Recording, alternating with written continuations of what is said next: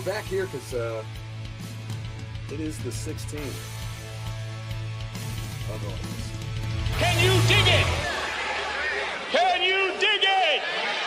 Can you dig it? That's right. It's the 6th of August. You can see right here on Hammerheads tonight. We're going to be having a brief discussion here about this day in rock history when Elvis Presley passed away. You could almost say it's the other day the music died. But I was reading about this, something about him and his history that I didn't know about, but it hits on something that interests me.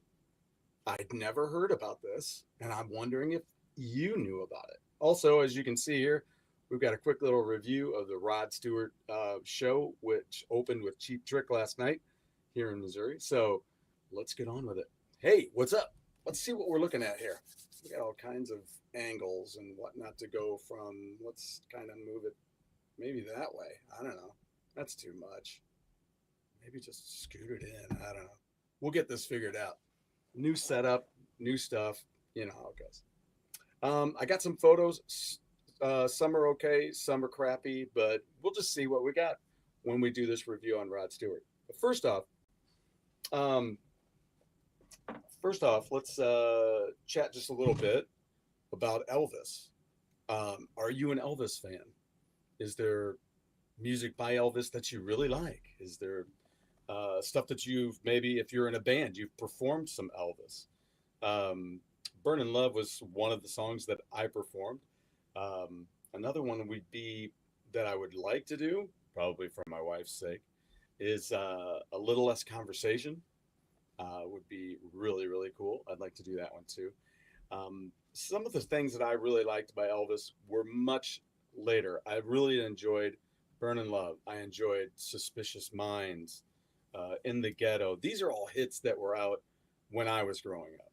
So I know that's hard to believe, but it happens.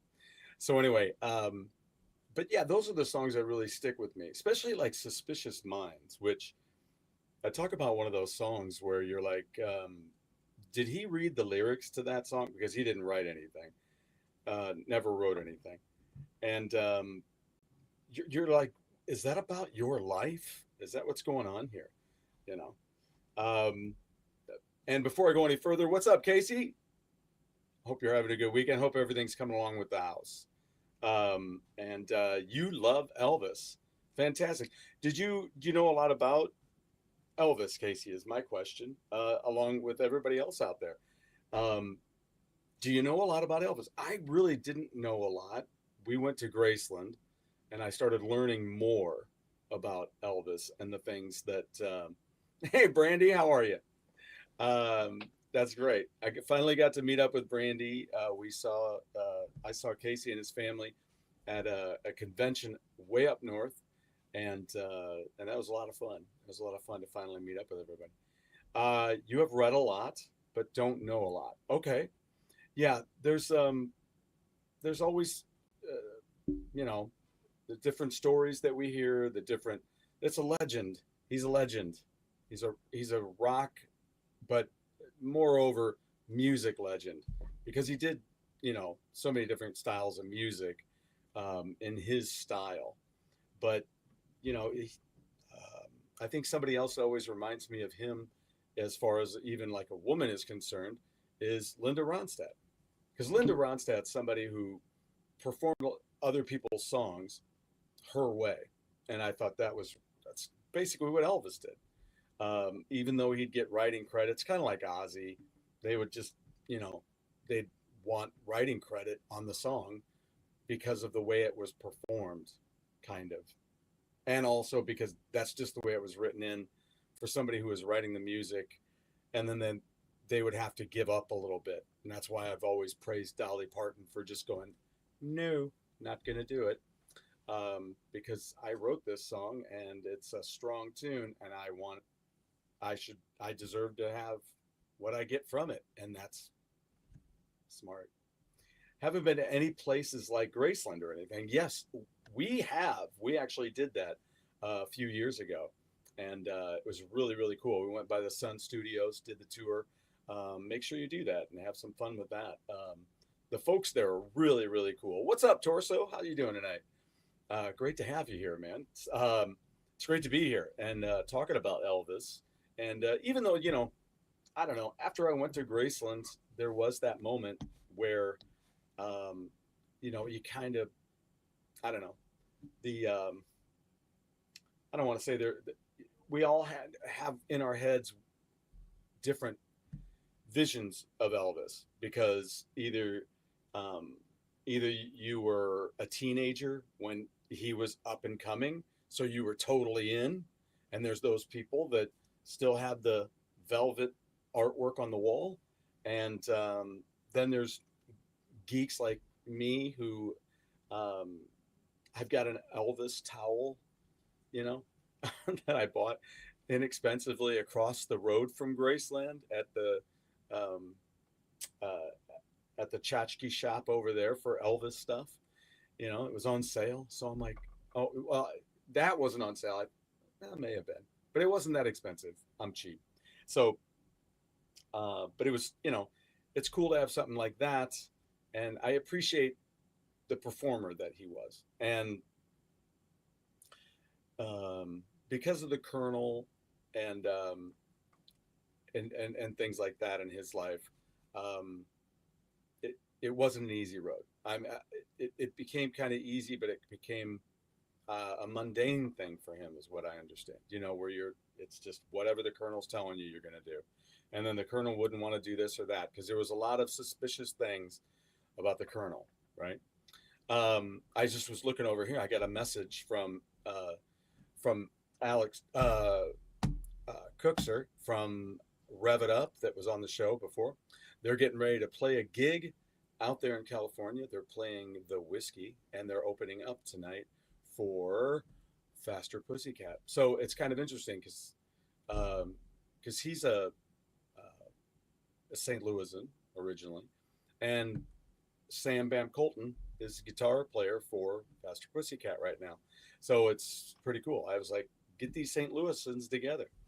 So I was going to originally try to make it out to that show, but having Rod Stewart tickets last night and everything, and then having to do things today, I wasn't able to make it out there. But I'm hoping to, because I really want to see Rev It Up play live, and it's really cool. So if you're out there, enjoy the show. And check out Rev It Up, and then hopefully there'll be some footage or something maybe from that gig. So so awesome. I hope they have an awesome time, man. So anyway, let's see. Okay, where was I? Elvis. So then I started learning a little bit more about him. We went to Graceland. We did the tour. There was a really cool version of Burning Love that I decided that I wanted to do. That was from the Cirque du Soleil show. So some of those remakes are pretty cool. Check those out. So anyway, lots of stories about him and how he went through life, and it was no wonder why. He was kind of a mama's boy, which is understandable. He had the death of his twin brother at birth, and felt that on himself, and he would speak to his brother, they said, and just lots of craziness. We've all seen it. So anyway, I really wasn't into the movie that they made just recently. I started watching it, and I just didn't. I didn't think it was necessary. I didn't think it was really good. I didn't dig the perspective, especially knowing what you know. When you know what you know about Elvis's life and all that stuff, it's kind of, you're like, that's not really it. So anyway, you may have seen this. My face just light up now because I went over and opened up this file here, this window here. So I found this Los Angeles Times article nonetheless today. And it says, and I'm still trying to figure out exactly what he's trying to say. Inside the final burst of Elvis Presley's creativity 48 years after his death. Now, I don't understand what I don't understand is what he means by inside the final burst, this part, of Elvis Presley's creativity. I don't know what that's supposed to mean. Anyway, Mikhail Wood wrote this. So yeah, just came out today. Um, it says 2.5 years before he died, Elvis Presley sat on the floor of a walk-in closet at the Las Vegas Hilton and discussed a project that might have changed the course of his life. The meeting was, as recounted by Presley's longtime friend Jerry Schilling, put the king of rock and roll face to face with Barbara Streisand, who'd come to see Presley perform at the Hilton in March of 75, then sought an audience after the show to float an idea. Would Presley be interested in appearing opposite Streisand in her remake of A Star is Born? At the time of the duo's conversation, Schilling says that he, Presley's pal Joe Esposito, and Streisand's boyfriend, John Peters, squeezed into the closet with the stars in a search for some quiet amid the commotion backstage. It had been 6 years since Presley had last played a dramatic role on screen.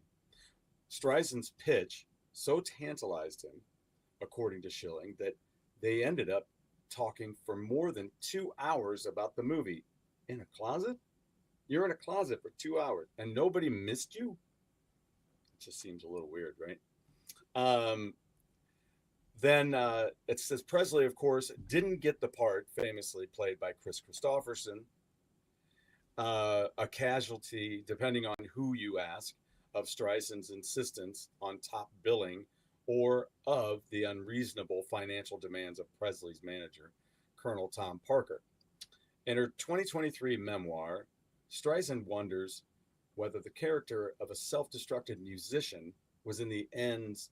I'm sorry, hold on a self destructive musician was in the end a little too close to his own life for Elvis's comfort. Now, that's kind of what I was mentioning about Suspicious Minds. When you listen to that song, you could just hear him singing it to Priscilla because of, just all this stuff, right?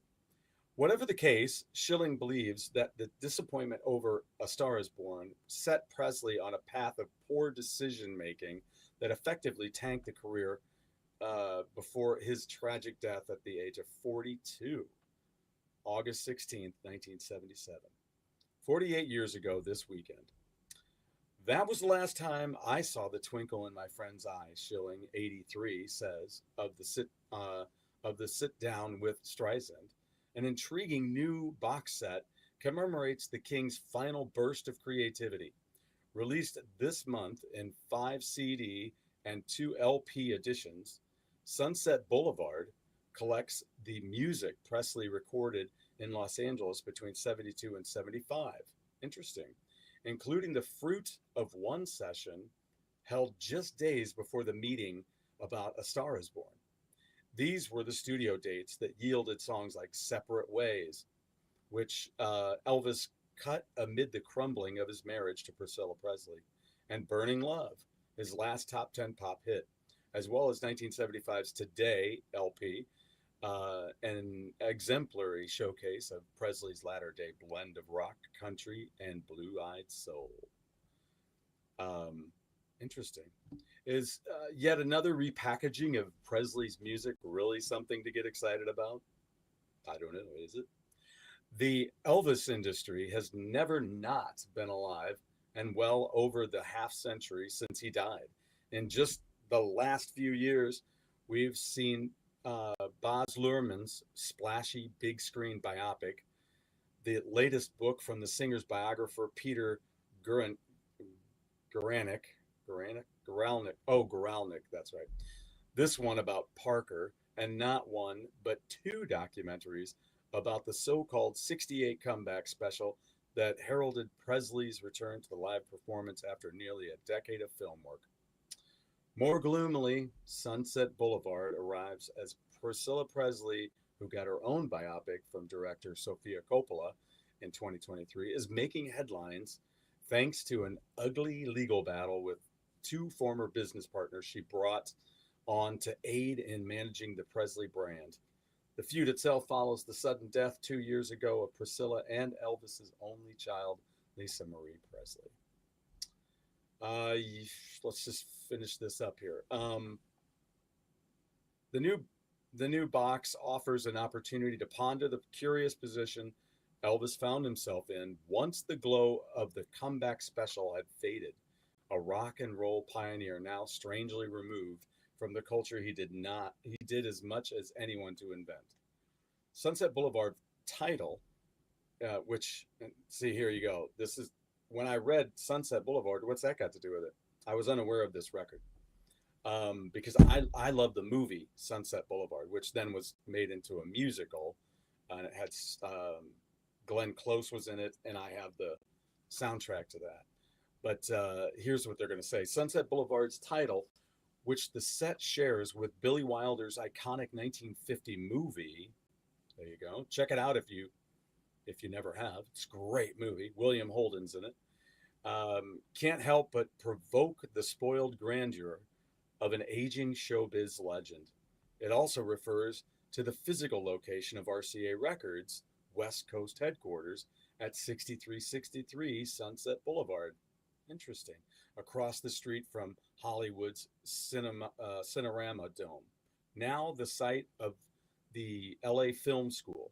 The building is where the Rolling Stones recorded I Can't Get No Satisfaction, and Jefferson Airplane made Surrealistic Pillow, and where Presley set up in the early 70s after cutting most of his 60s movies soundtracks at radio recorders near the corner of Santa Monica Boulevard and La Brea Avenue.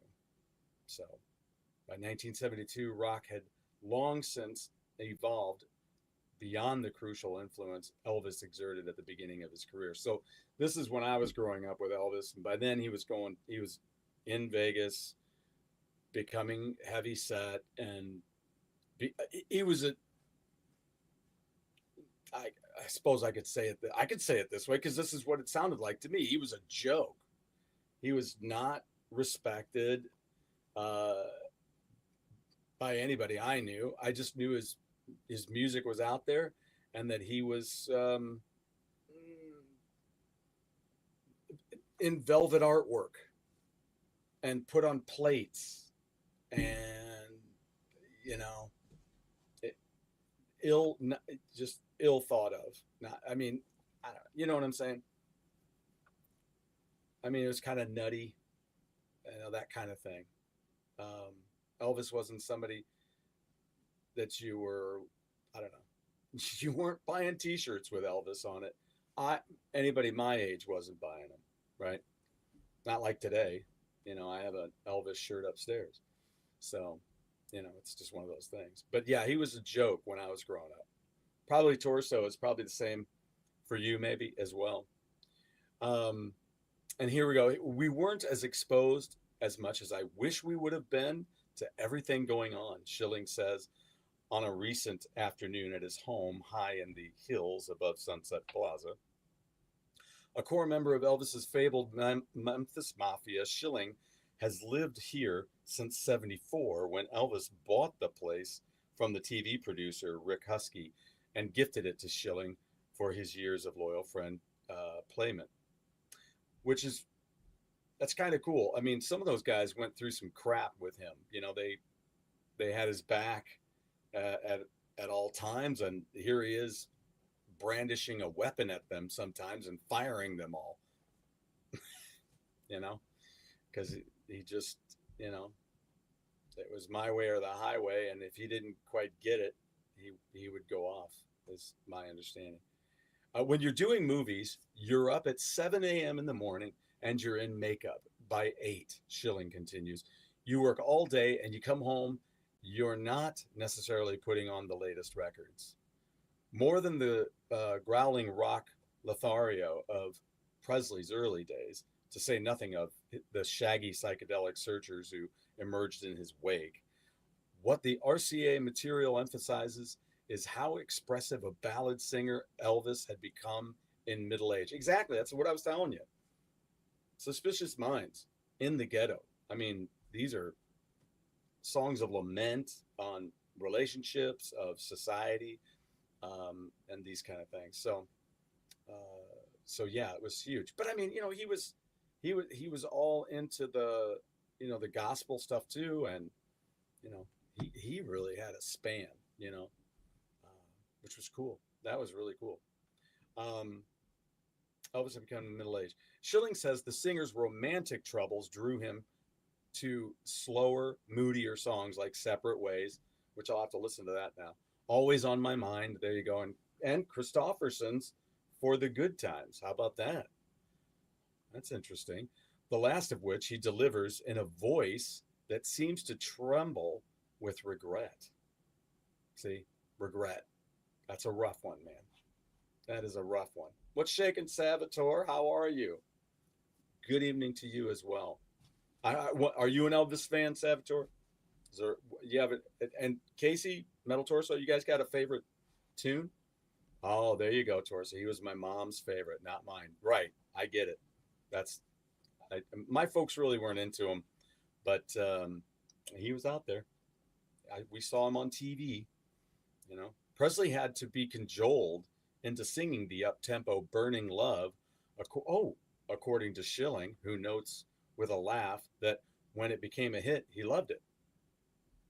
That's interesting. That kind of reminds me of one of my favorite movies, That Thing You Do, which if you haven't seen That Thing You Do with Tom Hanks and the band out of the 60s, Steve Zahn's in it. He's freaking hilarious in that. I bought a new Blu-ray of it. I think I mentioned it a while back, but remember, there is an extended version which has added scenes, which is really cool. So check that out. Oh, Casey's back. Phone died. This happens. Okay, so yeah, because in That Thing You Do, That Thing You Do was written more as a ballad, and it was very slow. And then when they got the new drummer, he jazzed it up a lot and sped it up. So it was kind of wild. A little before my time. Elvis, meh. Beatles, yeah, yeah, yeah. Yeah, I get it. I get that. I get that. So that's kind of interesting. So it was originally a slower tune. Hmm. Okay. But in the deep soulfulness of his music, you're also hearing the rapport between Presley and the members of his live band with whom he recorded at RCA instead of using the session players who'd backed him in the 60s, led by guitarist James Burton. The TCB band, taking care of business, was assembled ahead of Elvis's first engagement at Las Vegas's International Hotel, which later became the Las Vegas Hilton. Indeed, one of Sunset Boulevard's more fascinating features is the hours of rehearsal tape documenting Presley's preparation in LA for the Vegas shows that began in '69. All right. So you go on to talk about some of the sound quality being kind of murky. Let's see. Uh, he did a version of "You Lost That Love and Feeling." So yeah, if you're a big Elvis fan, or you know somebody who's a big Elvis fan, you want to get him a gift, look forward to this new box set that's coming out. So, and if you want to read the rest of that article, it's the LA Times. Just came out today. Let's see if we can find the last bits here. Usually it's nice to wrap up with the last couple of words. Um, he's more than halting when he talks about the end of his friend's life and about what he sees as the lack of a serious artistic challenge that might have sharpened Elvis's focus. Staying on in Vegas a bit too long, yes, making so-so records in a home studio set up at Graceland. These weren't enough to buoy the man he calls a genius. Does Schilling know if Presley saw A Star is Born when it came out at the end of '76? He considers the question for a good 10 seconds. I don't know, he finally says. He started tour managing the Beach Boys that year and was spending less time with Presley. He never mentioned it to me. I wish I knew. There's probably nobody alive now who could say. Interesting. Well, I own the this one, which is um, not the original. There were at least two before this of A Star is Born, and if you're really into this movie, if you really dig the story, I really like it. It's it's heavy. It's kind of depressing. I mean, seeing somebody just throwing it away, you know, and when you're watching it, you get what it's about and why they're a little lost, you know. And it's not great um, to see somebody doing that. But when you're thinking about the business and that's your life, and people are screwing you over, and you lose your direction and all that, then then that sucks, especially for some folks where they wrap up their whole life in that, and then somebody screws with it, and now they got to figure out a way out. Um, and for some people, it is out. Unfortunately, that's the only way they can see to get out of it. And Salvatore, yes, I have been to Graceland. Um, in fact, when we went to Graceland, we drove there, and I made a playlist for the drive, and it started with the song Graceland by Paul Simon. So great song, great album. It's always going to be a winter album for me. Um, I also do own this newest version of it as well. So I enjoyed it. I thought it was well played. Um, and now I'm eager to watch those. But I'll tell you what, if you've not seen the first one and you dig older films, um, do yourself a favor and watch it. The guy who plays the the person with an issue, let's just put it that way, Christopherson's character, um, is really good in that first one. The Judy Garland one is good too. It's a little longer, I think, is the way I felt about it, and but it's good. It was good too. It's just I enjoyed that first one better of the two. So yeah, so check that one out. But that lead gentleman, I don't remember what his name is. I'll maybe I'll look it up real quick.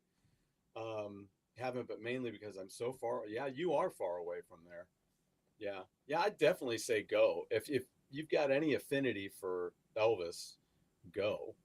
You know, Torso's driven by it. Yeah, I mean, it was cool to go. You start off in, I think you like start off in a garage area um, when you get there. It's kind of interesting. And then they have concerts there too. I think Brian Setzer was going to be there soon after we were there. I would, but I'm not exactly in the neighborhood. I'm in the Midwestern neighborhood, so that's where I am. So I'm, it's not too far away. Good old West Coasters. So yeah, but no, that's it's great. It's great to hear some Elvis stuff. I got a garage grab bunch of stuff where there was some CDs in there, and there was a couple of Elvis CDs. So that was kind of cool. I do have Elvis stuff back here. Let's just take a look, shall we? I do have I have some of the movies, not a lot, because I'm not going to collect them all, because I'm never going to really watch them. I would like to see them all, check them out from the library, um, find them on a streaming service, something like that. But I'll watch them once through just to say I watched them all once through. But I know that there's no way I'm going to watch them again. Where's the one that I found? It's got to be down here. Yep, there it is. Right next to the police. My dog walked through here. My dog walked through here earlier, and she's an Aussie, and she's got a little badonkadonk on her, and I hear her knock something over. I look down, and she knocked over the police, who are right down here, which you can't. There's a little. Okay. I might let me fix that for you, because that looks weird. Let's do that. And that's better, isn't it? Now I gotta tighten this thing up.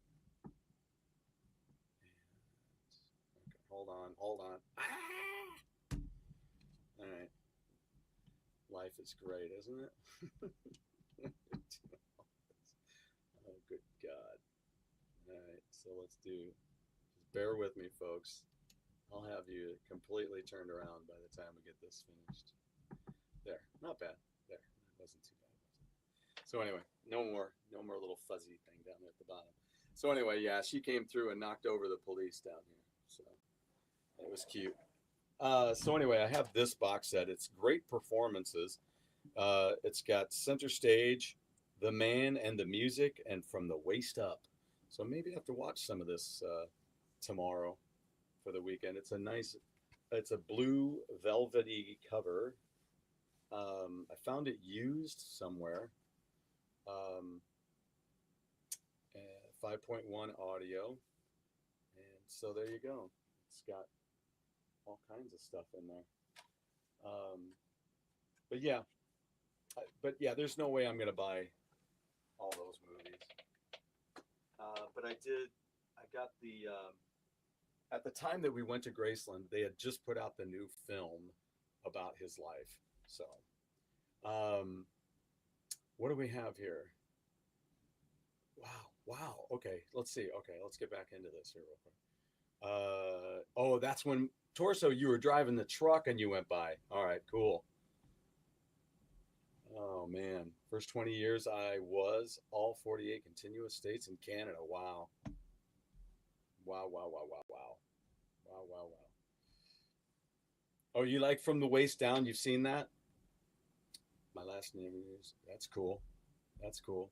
I got a friend of mine who's actually a bass player. Well, he's been on the show actually. We talked about Elvis on the show. Gino, who also does some truck driving too. Which do you like better? Long haul. Long hauling is better money. I don't know. My brother always wanted to be a truck driver. I never did. But he loves trucks. He loved cars and everything.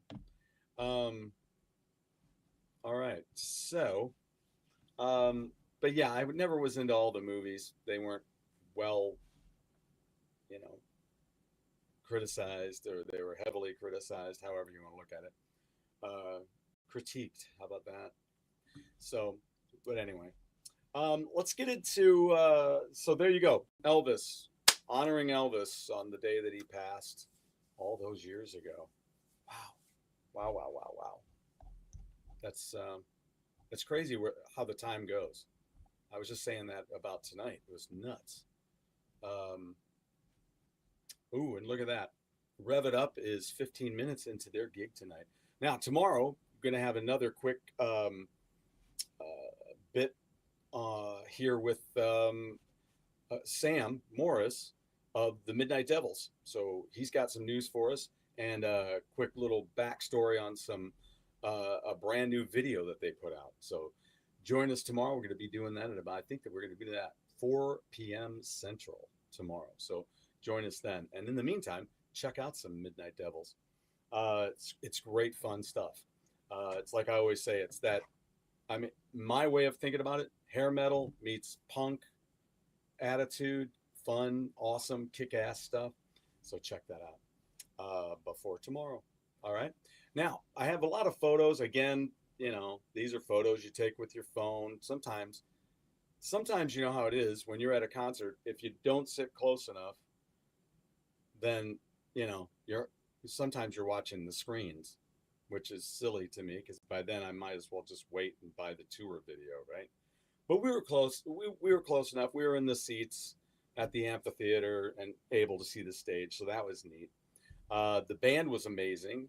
I did get a hold of my friend Conrad Korsch, who used to be the bass player for Rod, and I didn't know if he was still playing with him or not. I'd lost track of him. So hopefully we'll be having him on the show again sometime soon. But he said, yeah, he hadn't been working with him since 2018. So that was cool. Conrad's a guy who I met him in California at the NAMM show. And then subsequently, when my wife and I went out to New York for a convention that she had out there, then we got to hang out with him. Said he was going to be at the Metropolitan Cafe with Anton Fig, and they had a jam night. So I invited my bass player buddy out Rick Mullins to hang out with us. He brought his girlfriend because he had done some recordings with Anton Fig and thought it would be great to be there. So just had a blast. It was a hell of a night. It was great, great, great. Now there was a lot of photos I put in here. So here's a quick little view of Cheap Trick doing just I mean, this is a sliver. It's not even a full chorus moment, but here you go.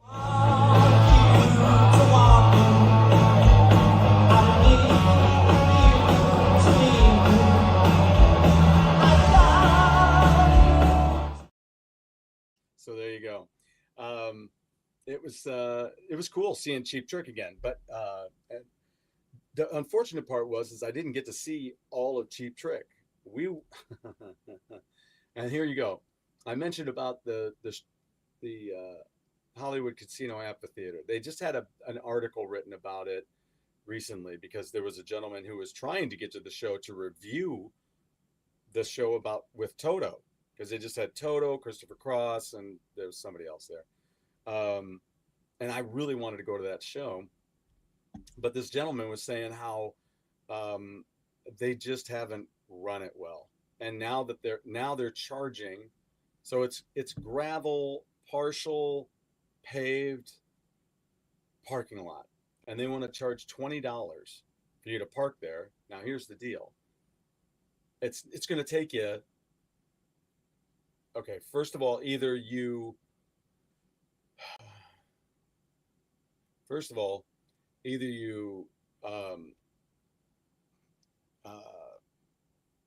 leave early, so now you're missing part of a show that sometimes I had a friend of mine just went there and saw Chris Stapleton, cost her $165 for the lawn. So I couldn't do that, but a lot of people do. And she said the price went up after she bought her ticket. So I may have mentioned that before. I don't think so, but yeah. And now they want you to pay $20 to park in this lot. So either you leave early, give up part of the show that you paid for to get to your car early so that maybe you'll get out within an hour, or it could take you up to 2 hours, or you might as well just camp out. I got a van. I could just camp out in the van, sleep 2 hours.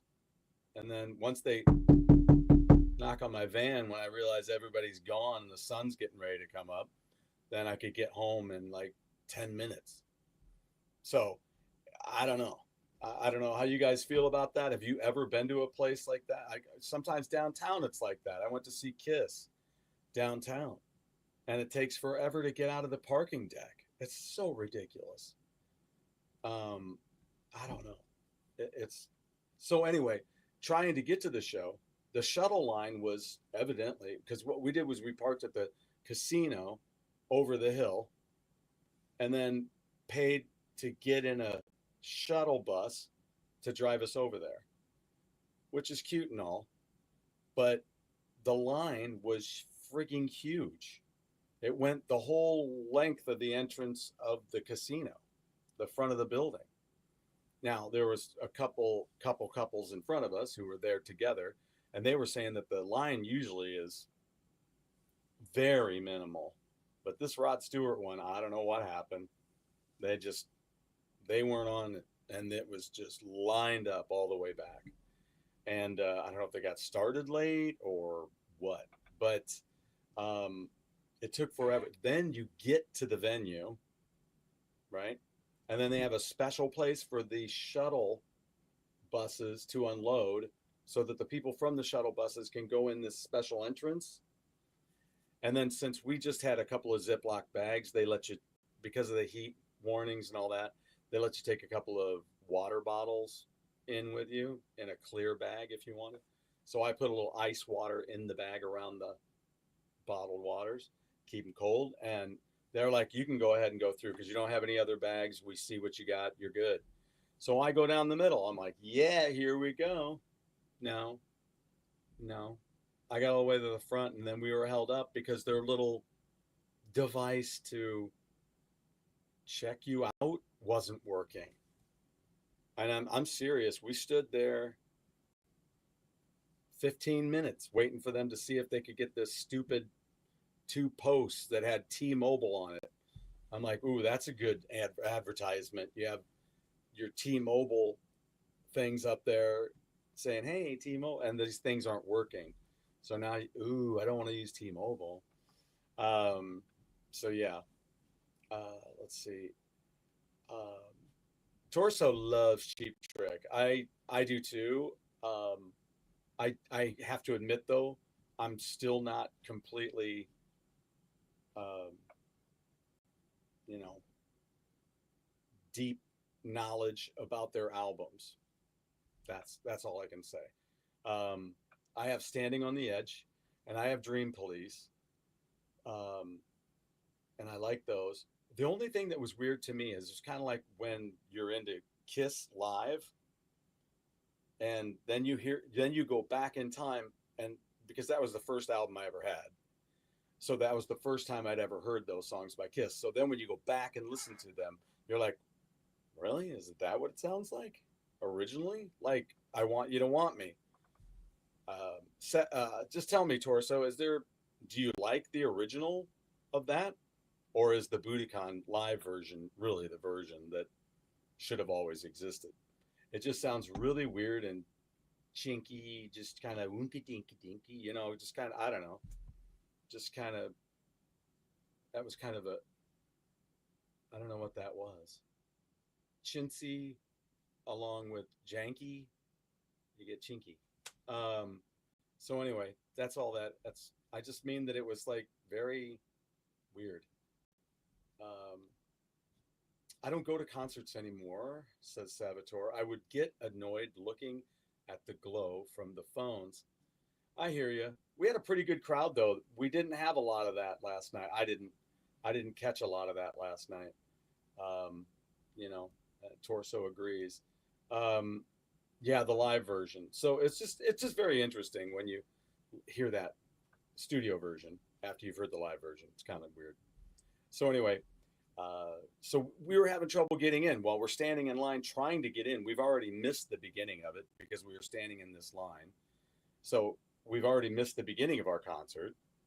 So in order for it, let's just say I parked in the parking lot, and if I wanted to leave early, which I don't want to leave Rod Stewart's show early, but if I did, I have to leave a lot early because there were people that were leaving, I don't know, 2, 3 songs ahead just so that they could get out of there, you know.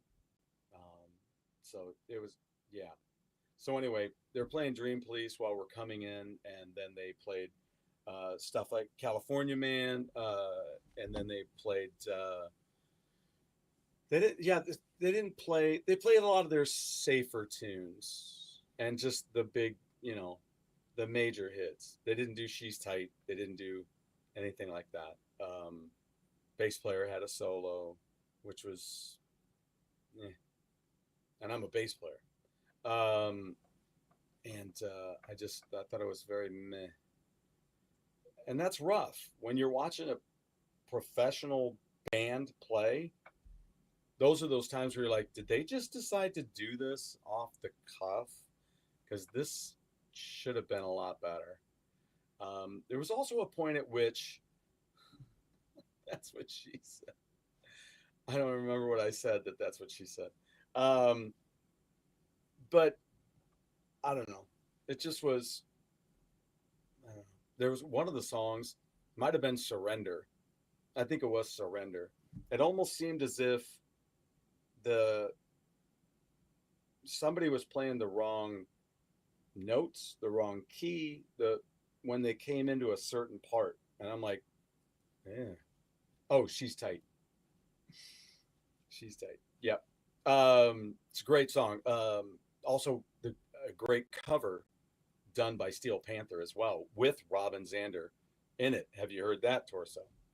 Also, if you're like a huge Robin Zander fan, Cheap Trick Zander fan, um, then check if there's a way to check it out. Check out the movie Rock and Rule. It's right here. by Weird Al. Check out Rock and Rule.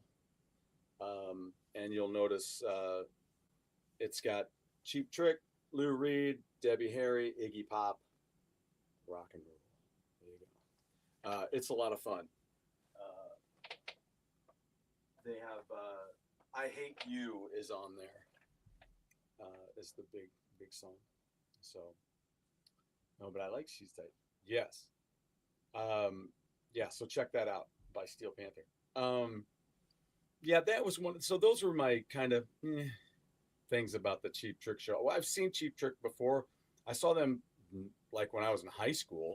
They were like at a state fair, and I saw them way back when Budokan was huge. So I wanted to say that I saw Pablo Cruz like that, but I'm not sure. But I know I did see Jay Ferguson like that at the fair. That was awesome. He was doing Thunder Island and Shakedown Cruise, all that stuff. It was fun. It was fun. But for the Rod Stewart show, here I've got a bunch of photos. I had some from Cheap Trick too, but there wasn't enough room in here to put those in. So, so like I say, bear with me. Some of these are okay. Some of them are like, you know. So here we go. This is right before the show starts. They drop this big red curtain, make it look classy. It says "Let the good times roll" up above there. Then he comes out in his leopard suit. That was pretty cool. He was rolling, man. I mean, he was digging it, man. He was doing a great job. And you got to remember, he's a big footballer, you know. So there's a crappy shot. There's a crappy shot. There's a guitar player. He was good, man. He was really nailing this stuff. Now, when I talked to Conrad, and I knew he wasn't going to be there. Again, some of these you can see the pink outline. These are all from the screens because you get better shots from the screens than you do trying to shoot from where I was. You might as well. And there's a big look. Had the three women. There was many women up there that played instruments, sang. They had two violinists. They had a harp player. They had let's see what one of the women also, she played percussion. The woman who did the harp also played percussion up there next to the keyboardist. So that was cool.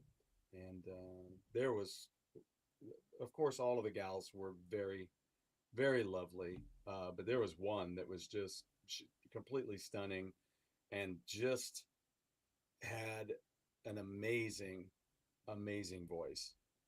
She'd hit notes that just sounded like, it reminded me of the B-52s when those women really are, when a song comes along that they're just nailing it, it's like a horn section. It's beautiful, beautiful. Here's the new bass player.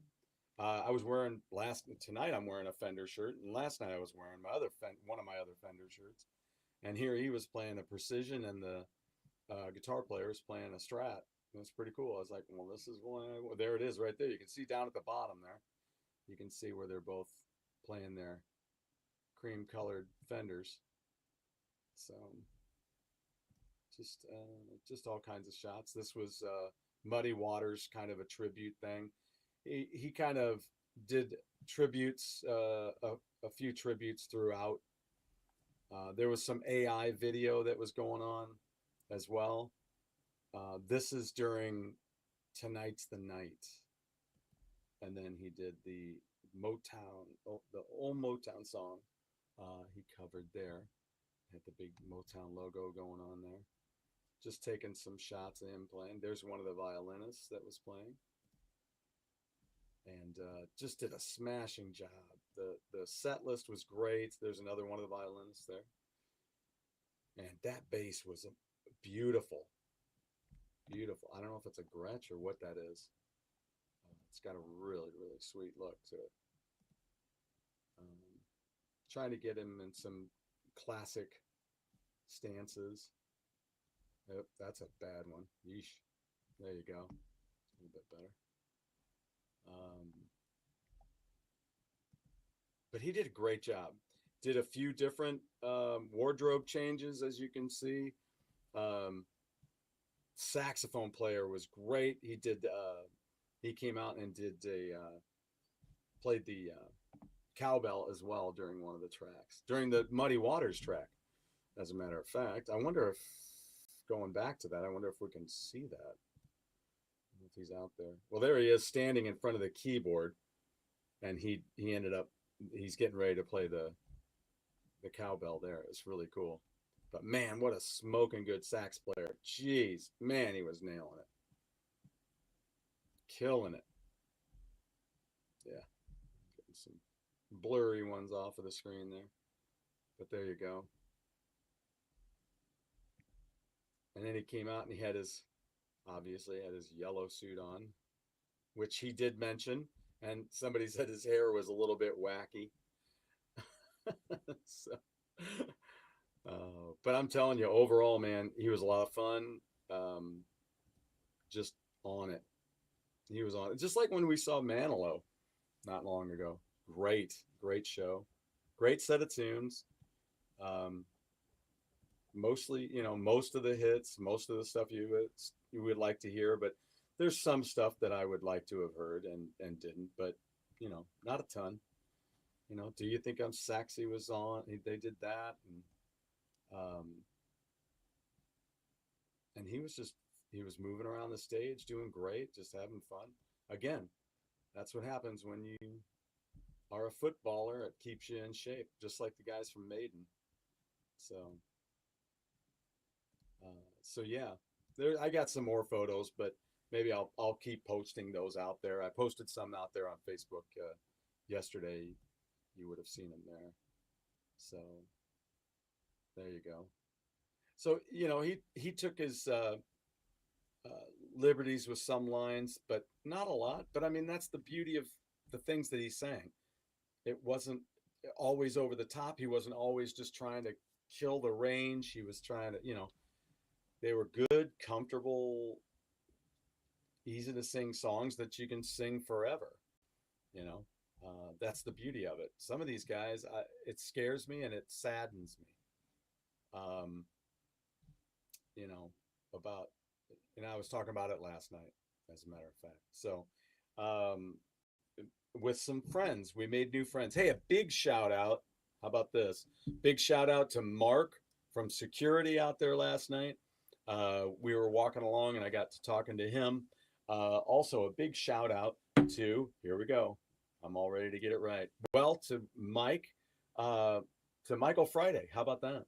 Big shout out to Michael. And then also Sarah, Sandy, and Michelle. All right. So are you ready for this part of the story? Here we go. And we'll wrap this up. So we get done with the show and we waited until the very end. And then whoosh, the mass exodus, right? So everybody's making their way. We walked our way around to where we came in because I figured that's where the line is to get to the shuttles to get out.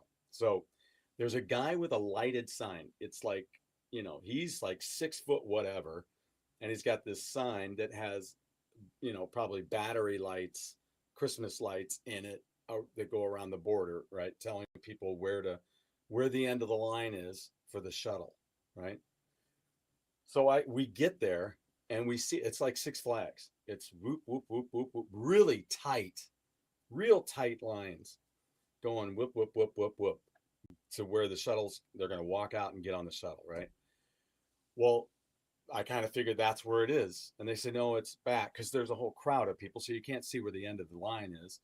So then we see this guy with the lighted sign and we go to him. We get in our last spot in line.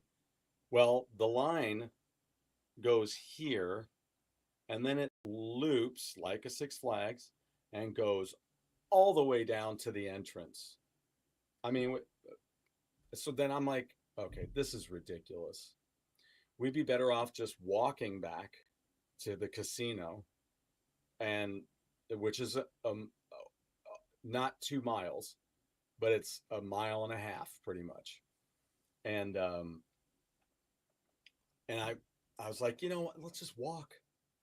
And my wife's like, well, let's just see where we are at 11. I said, I'll tell you where you're going to be at 11. You're going to be right over there, maybe a little further along the line, but that's it by 11 o'clock. If we'd have started walking by the time the show was over, we'd have already been halfway to the vehicle already. But we waited, and I'm just like, this is ridiculous. We got to stop doing this. So we stepped out of line, walked out the front, and just went through the parking lot and just chatted. And before we knew it, we'd run into these three women, the mom and her daughters, Sandy with her daughters, Sarah and Michelle. And they're like, "Are you walking?" I said Sarah. She's like, "Are you guys walking too?" And we're like, "Yeah, we're gonna walk." Okay, well, we'll all go together. So then we had other people join us, and then there were people ahead of us that were coming from a different direction who were like, "Screw this." And Sarah said they were just shoving in line, and it was terrible when you got on the other side of the wall from where we were. And it was just nuts. It was ridiculous. I don't know. I get that there's people that have to wait for the shuttle, but how they wait for the shuttle, I'll never know. I'll never know how some of those people could stand to just stand there and wait for the shuttle. I couldn't. I don't know. Rod looked a little constipated in that first photo. Yeah, that's the funny thing about photos, man. When you take a photo, you're like, oh, there. I think that's going to be wow. They look constipated. Yeah, that's not the shot I was looking for. Or when my wife paused the television today, and the character's like, you're like, that's freaking hilarious. Her eyes wide open, and she's like, you're like, that's a great way to stop that. Like somebody will stop, like when I just did that. Did you ever hear them do She Said, She Said? No. I haven't heard that. Yeah, I figured Cheap Trick is who you meant. Plus, Rod is a master model railroad builder. Oh, I forgot about that. That's really cool. That's cool. I love model trains. I don't know if anybody else does, but I've thought about putting together a train set. Nothing too elaborate, but it would have to just be super cool with rock and roll stuff. So let's keep that in mind, folks. Maybe I'll do that. Start because I've got so many pieces of memorabilia, and it would be kind of a neat thing like this. This would be great. Oh man, look at that. So this is KC 95, right? You guys have seen this before. I've shown it on the show before, but this was done uh, by Jackal. So he used the chainsaw and cut it up and wrote Casey and wanted me to give it to Casey. And when I would talk to Casey about it, they're like, yeah, we'll see if I can get together. And I'm like, you know what? Fuck it. I'm just going to keep it. So there it is. So it'd be kind of cool. You could, I'm into HO. I don't know. HO is about as big as I'd want to go. Is it too big? It takes up too much space. Too little. It's just too freaking little. And you got to make everything so little. But it would be cool to just, you could just cut this however you want it, and then just make it into the opening to a tunnel. All kinds of stuff you can do. Oh man, thanks, Torso. Appreciate that. I'll have to start designing it. That would be great. Oh God, Howard Stern as a tribute to Revolver. So they did. Oh, they did it live. That's cool. Yeah, Howard Stern. Boy, woof. What a switch on that guy, huh? Weird. So anyway, we made our way there, and there were plenty of other people going. My wife asked me, how many people do you think were walking back to their cars? And I said, I don't know. I would have to say at least 30 to 35 people that we saw were walking back. And so, I just said, wait down here. I'll go up the stairs and get the car and meet you. And poof, there we were. I mean, and plus I got exercise in. So, I don't know. I'm blessed to be able to do that. Not everybody can do that. And I get that. But I guarantee you, the people who were waiting in line, like the couple ahead of us, the dude with the cane, I'm very eager to know how all that ended up last night, because I don't know how long it was going to take them to get out of there. So I don't know. If you got a horror story, tell me down below. Remember, if you like what we're doing here, do the like and subscribe and get a notification so you know when we're going to come on. Because I do that at the last minute anyway sometimes. And boom, there you go. Now you knew because of that. So a little preview. Like I said, tomorrow we're going to have a quick talk with Sam Morris of the Midnight Devils. Check them out beforehand and enjoy that new album that they have. It's the third album, and it's all fun. It's good stuff. Really good stuff. Let's see. If there's anything else coming up. We've got lots of other things coming up. We've got next weekend is Styx and Kevin Cronin are going to be in town. Of course, I interviewed Matt Bissonette on the show, and hopefully I can have another little chat with him. And I'm going to see if I can hook us up with something else. I won't say what it is because I don't want to go, yeah, and it doesn't happen. So, but I am going to work on something. So we'll see if we can get that on here real quick. And so Alan Cookser, that's out there, Rev It Up. They've probably wrapped up their set now. So we'll see what's shaking with him. And I'm going to probably get him on here real quick, and we'll have a review about that show out there sometime soon. But tomorrow, be ready for that at 4 o'clock Central Time. All right, folks. I hope you're enjoying your weekend. I know I am. It's been busy, did a little shopping today, but otherwise, keeping it good, keeping it moving. And the war to end all wars is not bubbling up again, so that's beautiful. It's great to have my state, and it's wonderful. I'll keep you up to date on everything else. We'll keep your eye on Facebook, and I'm thinking going to be starting to look at Russell right now, so hopefully we'll go that direction as well. All right, guys, remember, when you step out your door every day, you're in everybody else's world. They're not in yours. Take it easy and enjoy the rest of your weekend. Take it easy, folks. Can you dig it?